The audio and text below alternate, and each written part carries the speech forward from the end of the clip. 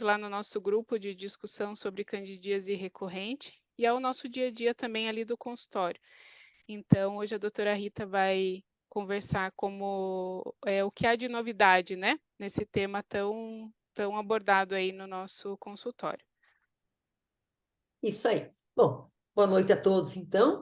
E nós vamos conversar um pouco sobre a Cândida, o que tem de novo, porque é uma entidade bem desafiadora, né? E a gente sente que existe muita dificuldade, né? Nossa, de todos nós, de todos os colegas, né? No tratamento da doença, principalmente no caso quando a doença é recorrente, né? Então, quando essa infecção é recorrente, realmente a gente sente-se desafiada, né? Porque muitas vezes a gente não sabe como lidar. É tanto remédio, é tanta opção, é tanta queixa, que a gente não sabe como lidar com isso. Então, a Cândida é uma infecção fúngica, né? Ela é bastante comum, cerca de 75% das mulheres vão ter algum episódio, né, durante sua vida, né? E ela pode ser causada, então, pela albicans, pela glabrata, pela Cândida krusei, tropicaris, né? A parapsiloses, e ela é bem mais comum sempre no ambiente estrogênico, né? Então, a Cândida, na pós-menopausa, ela é rara, a não ser naquelas mulheres que façam terapia de reposição hormonal. Ela gosta de estrogênio. E ela afeta muito a qualidade de vida, pelos sintomas, né? Que são sintomas bastante desagradáveis, como prurido, queimação, dispareunia, e corrimento. E isso faz, então, com que a paciente procure o médico, ou então ela tenta, né, se autotratar com remédios caseiros, às vezes alterando, né, muitas vezes a microbiota e piorando a situação. Então, o tratamento da Cândida mesmo, qual é o objetivo dele? Ele é aliviar os sintomas. Quando a gente trata a Cândida, a gente não tem que pensar muito em cura micológica, né? Até porque a Cândida vive, né, como comensal, né, na vagina da mulher. E o que nós sabemos é que muitas mulheres têm vários episódios esporádicos, certo? Então, às vezes tem uma mulher que tem no começo do ano, em janeiro, ela tem um episódio, depois ela vai ter um episódio lá em dezembro, no ano que vem vai ter outra vez, e isso às vezes confunde, né, o diagnóstico de um episódio esporádico com aquela recorrência, tá? Então, vejam bem, a recorrência ela não é comum, ela é rara, ela acontece em 5 a 8% das mulheres no menacme. Então, muitas vezes, quando a gente acha que aquela mulher está com cândida recorrente, ela não está. Então, a gente já está fazendo um diagnóstico, às vezes, de uma maneira errada, né? O que vai fazer com que essa paciente seja mal manejada, né? De uma maneira meio não tão correta. Então, o que seria uma cândida recorrente? Vejam bem, seria mais ou menos aquela paciente que tem 3 episódios agudos em um ano, né? Alguns autores falam que é 4 episódios em um ano, mas a maioria, e por exemplo o professor Sobel, ele dá como 3 episódios durante um ano. Então é difícil a gente determinar a frequência exata de uma recorrência, do que é uma cândida recorrente. E aí vem aquela história que a gente falou no começo aí. Por quê? Porque vários fatores interferem com isso. A gente não sabe mesmo a prevalência, a incidência mesmo da cândida, porque nós temos um uso indiscriminado, muitas vezes, de antifúngicos, que às vezes eles aliviam os sintomas por um determinado espaço de tempo, né? E muitas vezes nós diagnosticamos a cândida de uma maneira incorreta, né? Então, tem mulheres com reações alérgicas em vulva, em vagina, e a gente às vezes diagnostica como cândida através da sintomatologia. E por conta disso, na realidade, a gente não sabe qual é, né, a taxa certa da cândida na população, tá? Então, a gente sabe que ela é responsável por cerca de 138 milhões de casos no mundo, né? Os estudos da recorrência são raros, né? Grande parte dos estudos são só nos episódios agudos. E vejam bem essa citação interessante, né? Esse autor aqui, ele cita que a duração de uma recorrência pode levar de 1 a 2 anos, né? E muitas mulheres referem sintomas e têm recorrência por 4, 5 anos, ou mesmo por décadas. Então, a recorrência em si, ela não é rápida, né? A mulher não vai ter um episódio de recorrência em 1 ano, eu tratei, ela vai ficar boa. Então, aí já tem alguma coisa para a gente pensar, certo? Que não é bem como nós pensamos, né? É como ela é, tá? Então, vejam bem, a Cândida albicans é responsável por 90% dos episódios agudos, esporádicos, né? Mas ela também é responsável pela maior parte das candidíases recorrentes. É a albicans, não são as outras. Então, aí também já é um conceito errado, né? A gente acha assim, não, se a paciente está cheia de recorrência, é porque não é a albicans. Não, a maioria é por albicans, tá? Então, olhem, 85 a 95% é albicans, tá? Então, o que mostra isso aqui? Que o hospedeiro, muito mais do que o patógeno, é o responsável pela recorrência. Porque a candidíase espécie é a mesma que dá aquela cândida aguda, certo? Né? E existem evidências, os trabalhos mais modernos, né, de uma associação da candidíase recorrente com uma hiperreatividade imune da mucosa vaginal ao fungo. Então, aqui a gente pode pensar assim, será que tem quem quer ou tem quem pode? Tá? Né? Então, existe um componente imune muito forte, né, nos episódios de recorrência. Então, isso já mostra que o quê? Que existe uma reação imune desregulada na patogênese da candidíase recorrente, certo? Né? E outros estudos mostram também que, né, estudando mucocutânea, né, eles viram que a base, né, dessas cândidas de recorrências de cândida, muitas vezes estão ligadas à genética, né? Então, o que eles viram? Que existem mutações, né, nos genes, certo? Imunes inatos, mutações e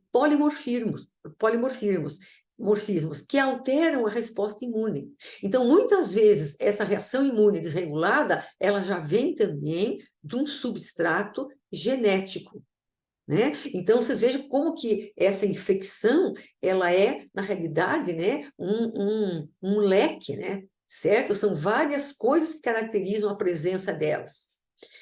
E, claro, além da Candida albicans, a glabrata é o segundo principal micro-organismo na gênese, né, que está linkada com os episódios de recorrência. Então, como é que a Cândida funciona aqui? A gente sabe que blastosporos da Cândida, né, que moram lá, que albergam o trato digestório baixo, elas podem sair pelo orifício anal, elas passam na vulva, no vestíbulo da vagina, elas entram no epitélio vaginal e se aderem às células epiteliais. E isso aqui também acontece por um outro mecanismo, né? Que é aquele dimorfismo da Cândida. A Cândida, quando ela é uma levedura, ela praticamente não faz sintoma. Mas quando ela se transforma em hifa, ela vai aderir às células epiteliais e fazer a doença. Então, esse dimorfismo também está ligado à patogênese da candidíase. Então, vejam bem, né? A resistência à colonização, ela é pouco entendida, tá? Mas a gente sabe que a colonização, ela é influenciada, sim, pelo meio estrogênico, certo, né? Então, a gente sabe que existe muita cândida na mulher no menáquimo e depois na menarca, né?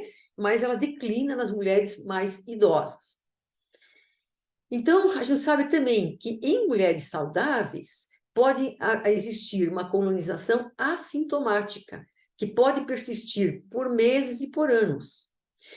Porque esses fungos, eles vivem em simbiose com a microbiota vaginal.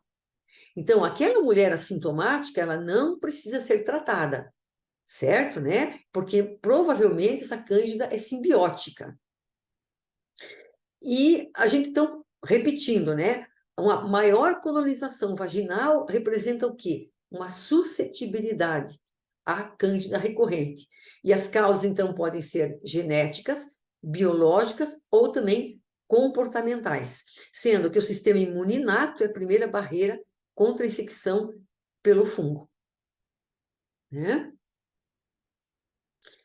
Outros fatores, então, predisponentes né, à candidíase de repetição seriam o uso de imunossupressores, o uso de estradiol, aqui a gente fala muito naquela mulher em pós-menopausa que está fazendo uma TH, né, e que passa a ter alguns sintomas, né, de cândida, e às vezes tem recorrência.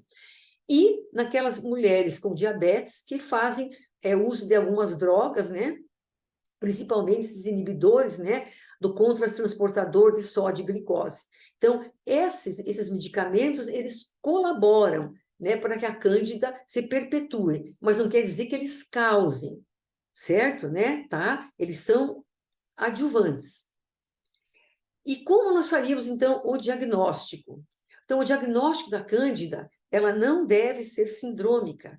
E a gente sabe que nós usamos o tratamento, o diagnóstico apenas pelos sintomas, né? Mas ele não está correto.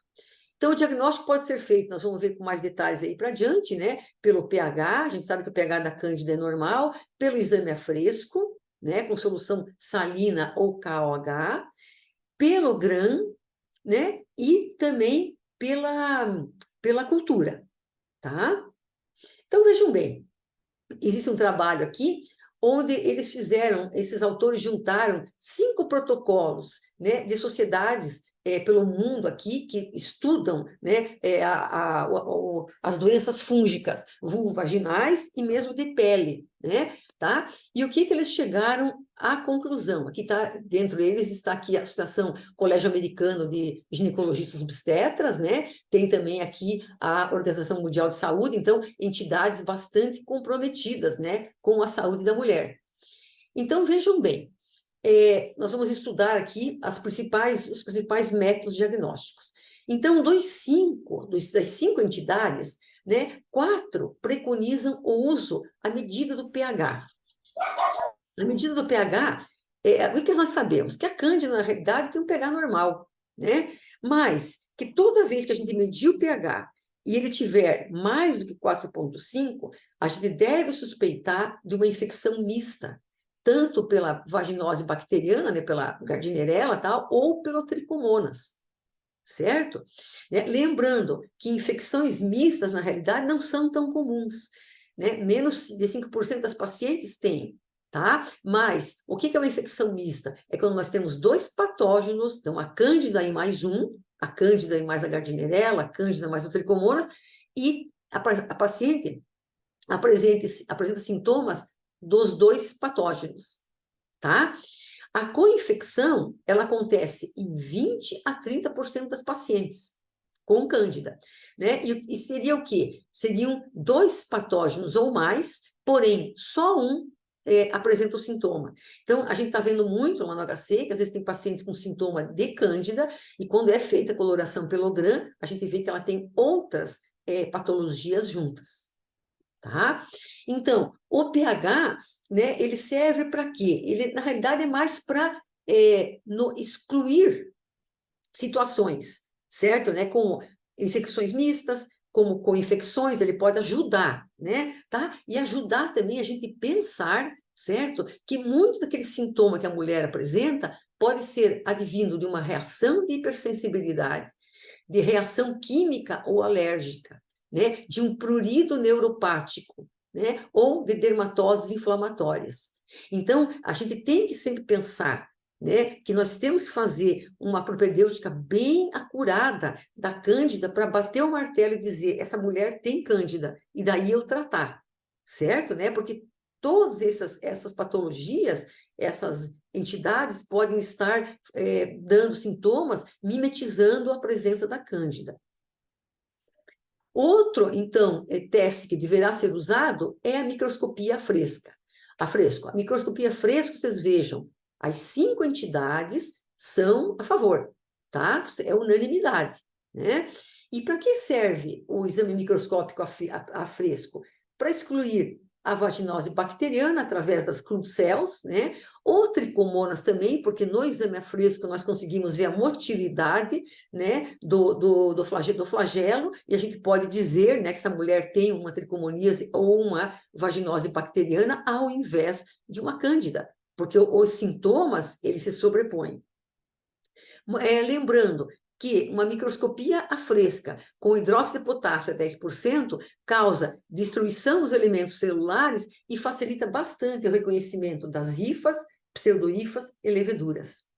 Certo? Então, o exame fresco, ele deveria ser feito toda vez que a gente vai, que a paciente vem com alguma queixa de prurido, de ardência, mesmo nas formas não recorrentes. Naquela mulher que vem a primeira vez no consultório e eu consigo fazer, pelo menos para ter certeza, né, que ela tem cândida, não importa a espécie.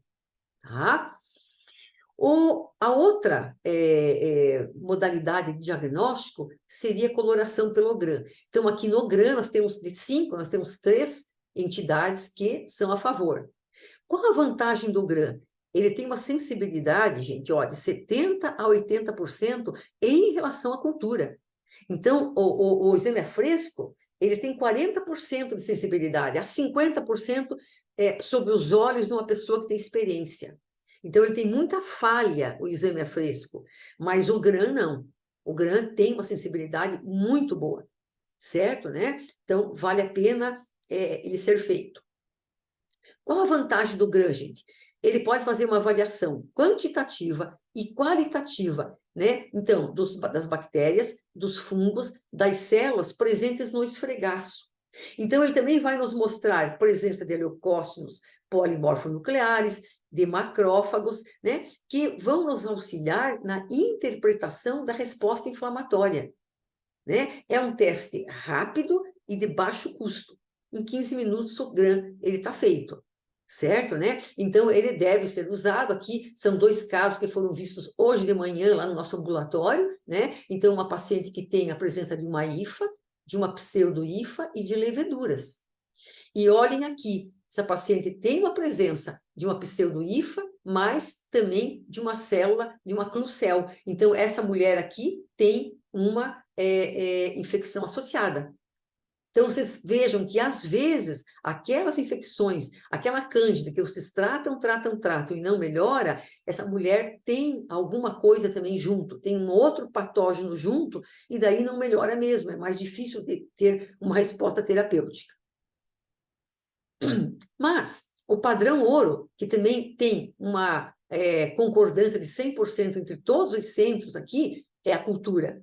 Certo? Então, a cultura continua sendo o padrão ouro, né? Existem já aqui, né, os NATs, que são os testes de amplificação de ácido nucleico, que são bons até na forma aguda, mas não tem ainda, como é que eu digo, muito estudo deles quanto ao uso na candidíase recorrente, certo? Então, candidíase recorrente, ainda o melhor exame é a cultura.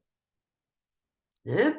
A cultura, então, é feita primariamente no meio bem antigo, no saburro, né? Que é uma cultura que demora de 26 a 30 dias, mas mais modernamente está sendo feito nesse agar cromogênico. Né? Então, esse agar ele tem uma vantagem porque ele cora cada espécie de cândida numa cor diferente. A albicans, a cruzei, a tropicalis, tá?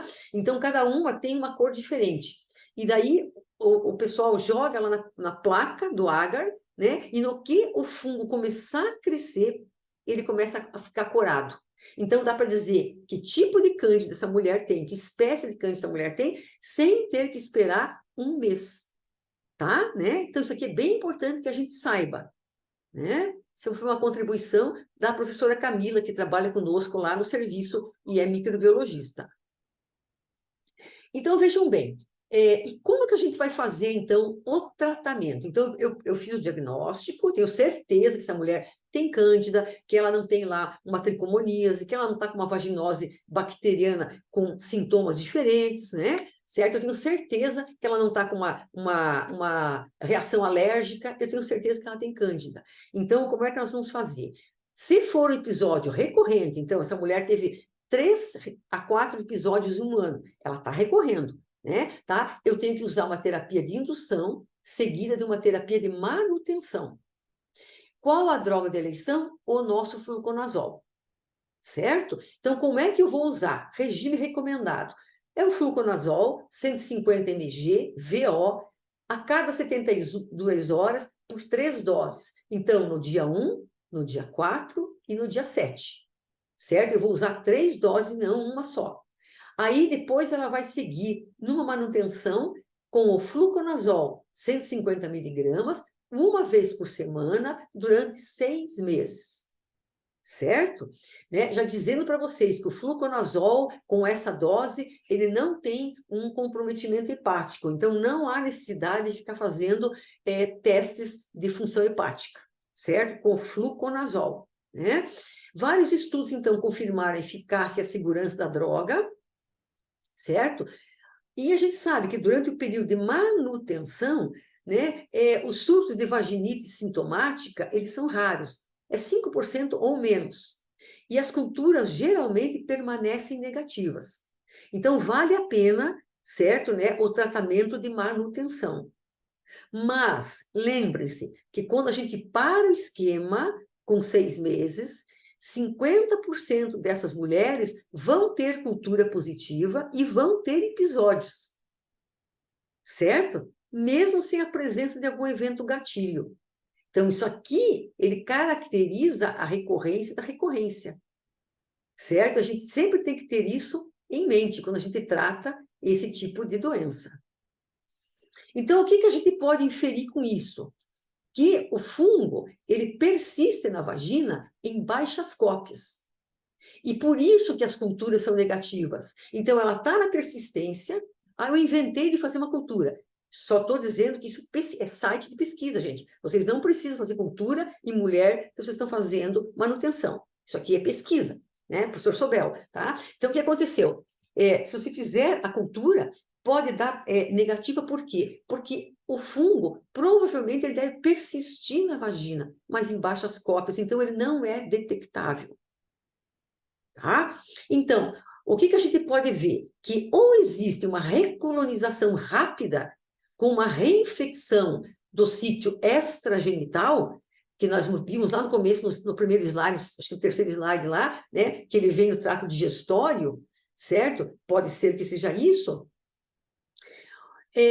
Ou essa mulher, né, tem essa vagina ainda colonizada com baixas cópias. Então, essas duas questões aqui é que vão fazer com que haja uma recorrência, certo? O que é bom da gente saber de todo esse quadro problemático que nós estamos vendo aqui? Que o fungo, ele mantém a suscetibilidade ao fluconazol, mesmo nas recorrências. E o que eles viram? Que geralmente a cepa isolada antes do tratamento, ela é a mesma da recorrência. Então, isso é uma coisa boa para a gente, para mostrar que o quê? Que não precisa entrar naquele desespero de ficar trocando de droga, que é o que a gente mais vê. Né? A paciente reclamou lá mais uma vez, ela vem com queixa, aí eu vou trocar, eu vou fazer um monte de coisa empírica. Não, gente, a gente tem que seguir um fluxograma. Eu sempre falo para o pessoal no ambulatório que as infecções vulvovaginais, ou você segue um fluxograma, ou você vai se perder. Você vai se perder e daí daqui a pouco, né, tá usando umas coisas que nada a ver, certo? Essas terapias empíricas, essas coisas que não tem nada a ver, tá? E deixando a microbiota mais desorganizada e a paciente mais ansiosa. Tá? Então, na recorrência, a melhor opção disponível ainda seria o fluconazol, 150 miligramas semanais por 6 a 12 meses. Por que eu ponho 6 a 12 meses? Porque 6 meses é o preconizado pelo professor Sobel e 12 meses é preconizado pelo professor Donders, certo? Tá? Então, às vezes, nós vamos falar isso depois, né? Numa mulher com muita recorrência, em vez de eu fazer 6 meses de manutenção, eu posso esticar isso aqui para 12 meses. Ok? Então, vamos ver o que a gente seria preconizado para o tratamento. Eu sempre digo, gente, isso aqui é de vulvovaginite pela cândida recorrente, tá? Não é a forma aguda. Aguda a gente sabe que é fácil de tratar. Então, vejam bem, Antes de eu tratar, e começa a pergunta para vocês aqui, olha. Ó, regime para albicans, tropicalis e parapsiloses. Por que tem esses 3 nomes aqui? Porque isso subentende que para eu saber que essa mulher tem um desses 3 espécimes, eu fiz a cultura, certo? Então, eu não posso tratar vaginite por cândida recorrente no chute. A paciente veio lá com queixa, né? Ela continua com coceira, ela continua com corrimento em leite talhado, aí eu vou lá, eu prego fogo. Não, tá? Eu tenho que saber que espécie de cândida essa mulher tem. Então, não se trata vaginite recorrente sem a cultura. Então, se essa mulher tiver um desses 3 tipos de cândida, ou eu vou mostrar para vocês as drogas que são mais usadas aqui no Brasil e que são não só recomendadas pelo Dr. Sobel, como por outros autores, tá? Então, vejam bem, a droga da eleição, fluconazol, indução 150 miligramas, 3 doses, dia 1, 4 e 7, seguido de fluconazol, 150 miligramas, uma vez por semana, 6 meses.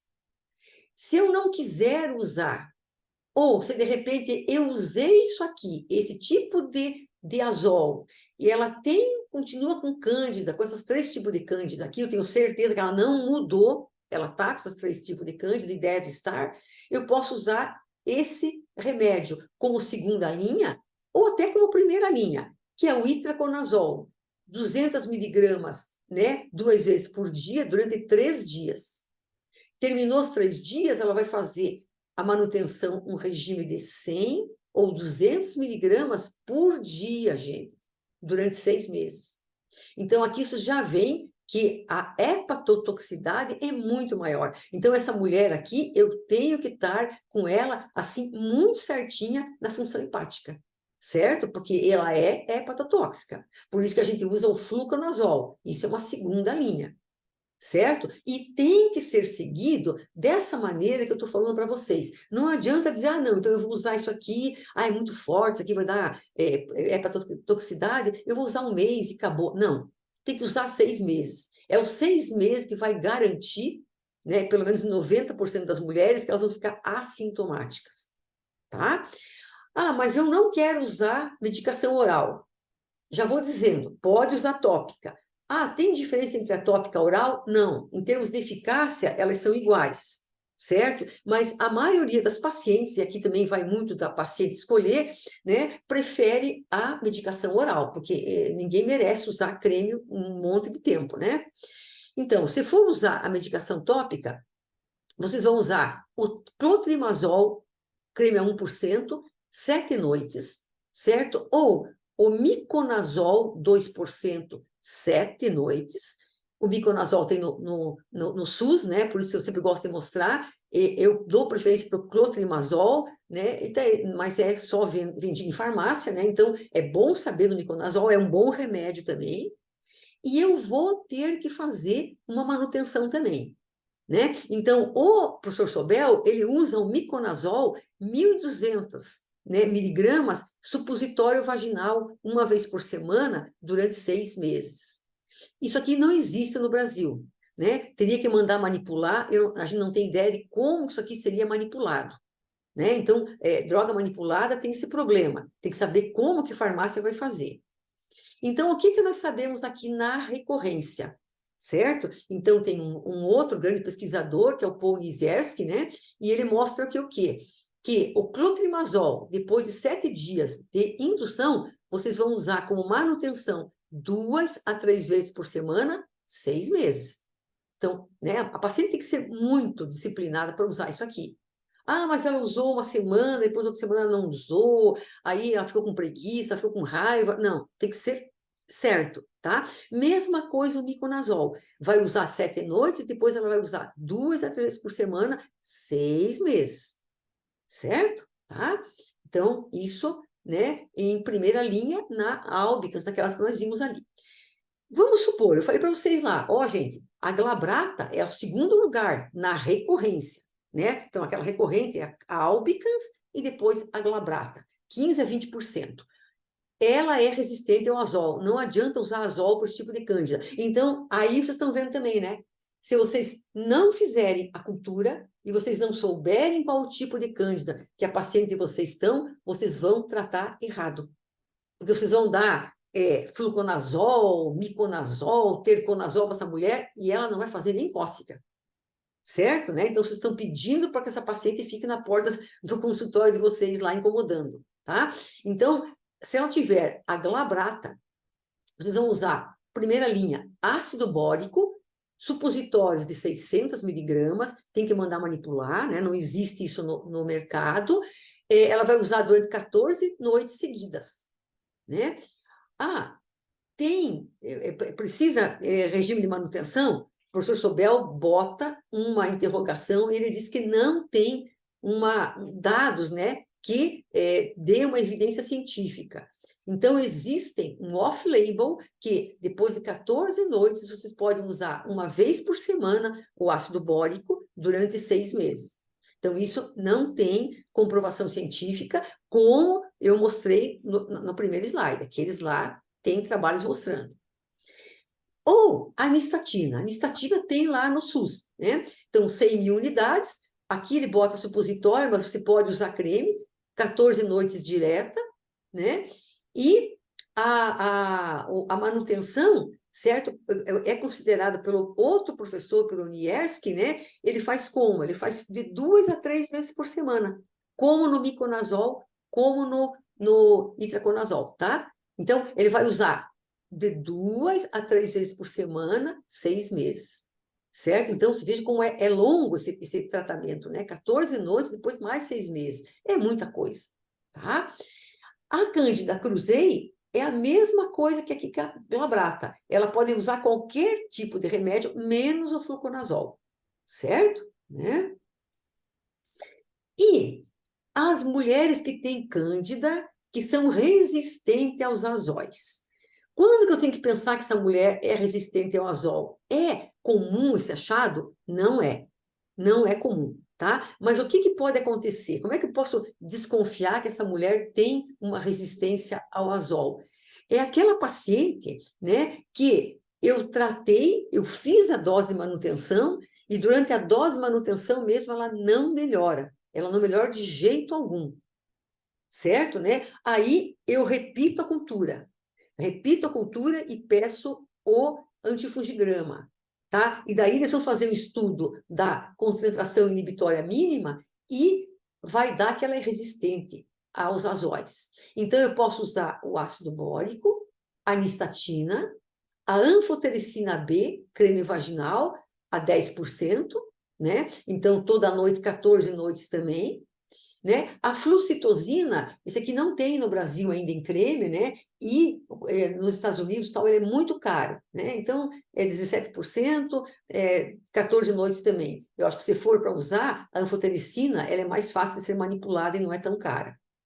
E até eles citam combinação de anfotericina com flucitosina. Então, vejam bem, aqui é outro exame que vocês têm que fazer. Por quê? Porque o tratamento vai ser baseado no MIC. Então, vejam bem, se a concentração inibitória mínima que der lá na placa for de 2 a 4, né, essas mulheres elas irão responder ao fluconazol, mas em altas doses. Né? Então, essa mulher vai ter que fazer 200 miligramas de fluconazol em vez de 150, 2 vezes por semana durante 6 meses, em vez de uma vez por semana. Certo? Então, olha como é importante a concentração inibitória mínima. Ou então, eu vou passar para ela o itraconazol, como nós vimos lá, ou o cetoconazol também. Sabendo que esses dois aqui têm que ter um monitoramento hepático. Se a concentração inibitória mínima for maior que 4, então essa mulher é totalmente resistente ao fluconazol. Ela vai ter que usar ou o ácido bórico ou a anistatina tópica. Não tem saída para essa paciente. Certo? Aí, quais as drogas novas que estão prometendo? Né? Existem já nos Estados Unidos, em alguns países da Europa, não tem ainda aqui no Brasil, né? Seria, né, o oteseconazol, que é um antifúngico inibitor seletivo dessa enzima aqui, o nome comercial dele é esse, né? Ou o ibraxifungerp.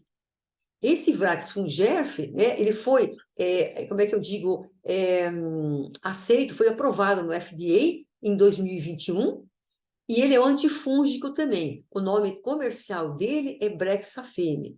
Qual o problema dessas duas drogas? Ainda elas estão, não existe muito estudo com ela, né? Estão ainda, assim, saindo os estudos agora, comparando com o fluconazol, então a gente não tem tanta robustez, mas prometem ser drogas boas. Então elas são muito caras mesmo, mesmo nos países lá de primeiro mundo, e não se esqueçam, elas são extremamente teratogênicas. Tanto é que eles aqui no Brexafemme, eles acham que se uma mulher está no menacme e tem condições de gestação, mesmo que ela não queira engravidar, ela não deve fazer uso do remédio. Certo, tá? Então, existe uma posologia do Brexafemme, né? Eles são comprimidos de 150 mg, a paciente usa 300 mg de manhã, 300 mg à tarde, né? Então, alguns estudos já mostram que ele tem uma eficácia melhor que o fluconazol, mas por enquanto ainda não existe no Brasil. Então, é só para vocês saberem que existe, né? Mas também está em estudos, não é uma coisa que eles bateram o martelo lá que vai salvar a pátria da gente. Tá? Gestantes, tem que fazer teste confirmatório também, usarão só terapia tópica, né? Não pode usar fluconazol, de jeito algum, ele faz perda gestacional e faz teratogênese, né? Elas vão fazer indução e manutenção também, né? Os períodos de indução devem ser mais longos que o da mulher não gestante, então a indução na gestação ela vai de 14 a 21 dias com o creme, e depois ela vai fazer, então, uma manutenção até o final da gestação. Então, mulher grávida, a manutenção, é 6 meses? Não, é até terminar a gestação, tá? Então, as drogas preconizadas, clotrimazol, né? Indução de 7 a 14 dias, manutenção 2, 3 por semana, vez por semana, toda a gestação, miconazol também, 7 a 14 noites, 2, 3 vezes por semana, manutenção, nistatina, 14 noites, né? Usado na menor dose possível para o controle dos sintomas, e depois também, uma vez à noite, durante 2 a 3 vezes por semana, certo? Gestantes, não usar fluconazol, nem esses remédios novos, nem tem aqui, né? Devido à teratogênese, e o terconazol, né? Ele não deverá ser usado no primeiro trimestre. Tá? Existem alguns casos ligados, né, com teratogênese. Então, só usar se o benefício superar o risco, e não no primeiro trimestre. Então, a paciente deve usar o quê? Né? Ela pode usar o fluconazol, né? Desculpe, ela pode usar aqui, esses azóis, sem problema algum, né? Tá? Não usar o flucoral e não usar essa medicação aqui.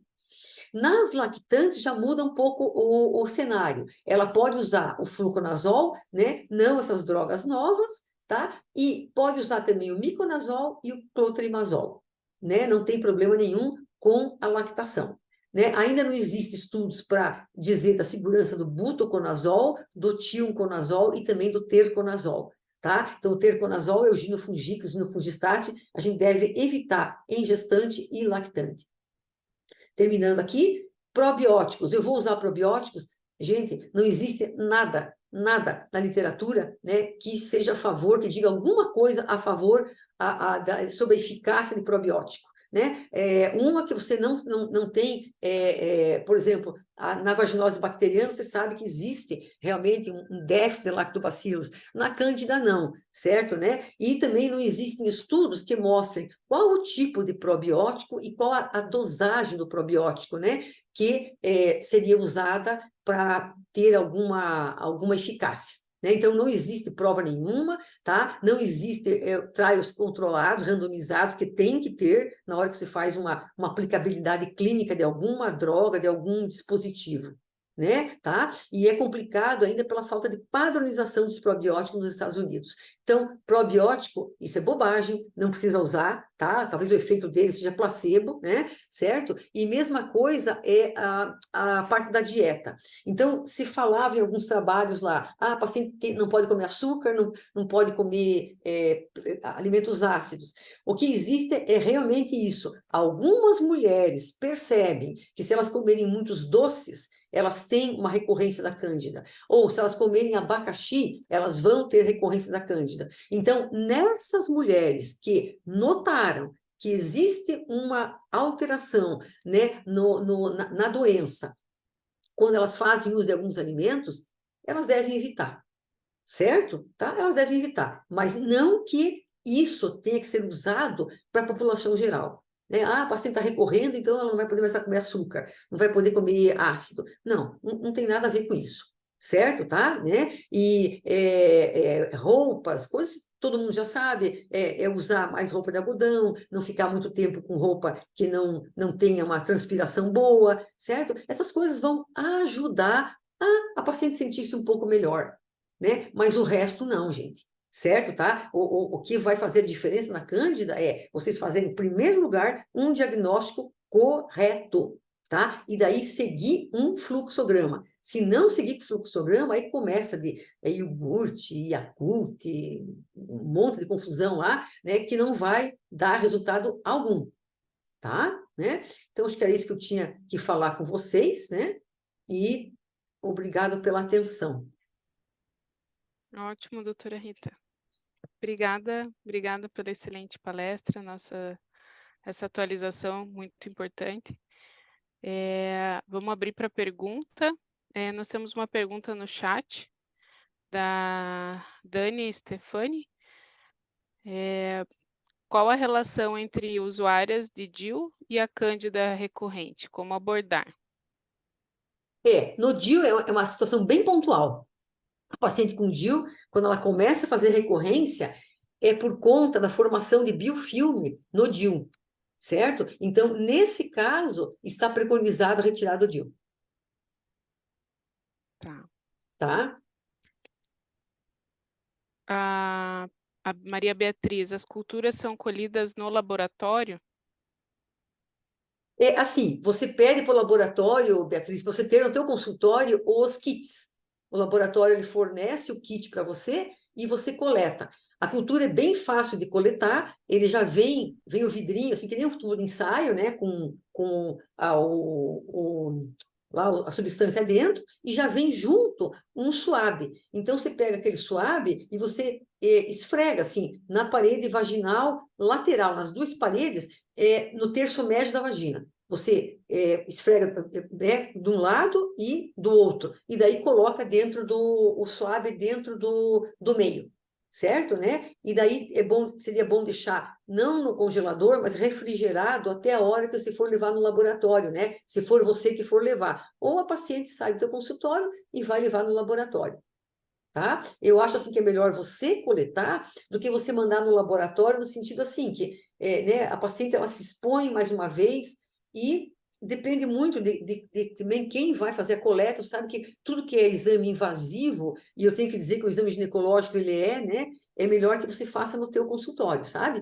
É só você contatar os laboratórios que fornecem, que eles te fornecem os kits. Ótimo.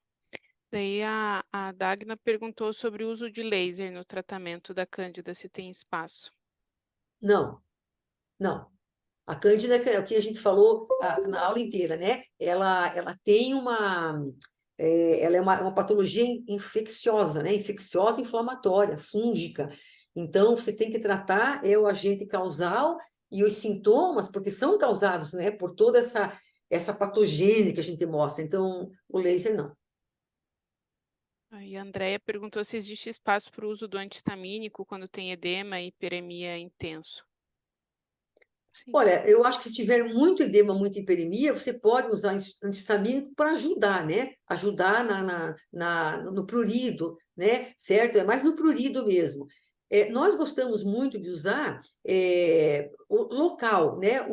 Você pode usar tipo desses corticoides tópicos, triancinolona. Dá a impressão assim, mas você está usando corticoide numa cândida. Não, a dosagem tópica ela não vai fazer com que a cândida aumente, certo? Mas ela alivia bastante, às vezes, o prurito. Tá? E a gente usa bastante, né? Nós usamos lá no serviço ou um Silon em hora base, ela usa às vezes 24 horas, 48 horas e melhora, tá? Mas no que você começa a entrar com a medicação oral, ela já começa a responder. Usar como adjuvante, né, ali no Isso, sim, sim, caso. isso mesmo. Às Como vezes a adjuvante. paciente só tem uma queixa de vulvite ali, né, mas o tratamento de escolha é oral mesmo assim, mesmo que Sim, não tenha uma cândida vaginal, né? isso mesmo. Tá. Uma outra pergunta aqui, só um pouquinho, deixa eu ampliar. Que ela está num local, a Ana Luísa, está num local com impossibilidade de cultura e microscopia, apenas exame clínico e anamnese. Já poderia tentar o ácido bórico se o fluconazol não resolveu? Uhum.